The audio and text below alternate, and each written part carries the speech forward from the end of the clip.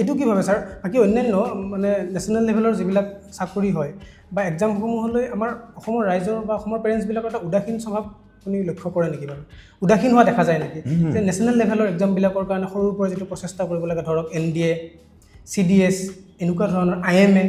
এনেকুৱা ধৰণৰ এক্সামবিলাকৰ কাৰণে চেষ্টা কৰা সংখ্যাটো খুব কম নাই বুলি ক'ব নোৱাৰি বাৰু খুব ডাঙৰ কথা এটা কৈছে মন নাই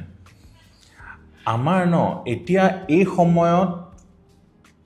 কোনোবা এটা গাইডেন্স পোৱাটো বহুত ইম্পৰ্টেণ্ট য়েছ এই সময়তে যদি আমি কোনোবা এটা ৰাইট পাথটো দেখাই দিয়ে এই যে অল ইণ্ডিয়া এক্সামৰ কথা পাতিলোঁ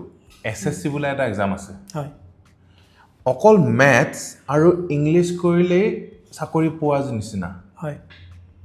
কিন্তু এতিয়া বহুতে তেওঁলোকে আৰ্টছ ল'ব আৰ্টছ লৈ কি ভাবিব মই আজি বা মেথছ নকৰোঁ সমস্যাটো সেইটো কিন্তু মেথছটোৱে গৈ পিনে আকৌ খুটিবগৈ গৈ পিনে APSC CCত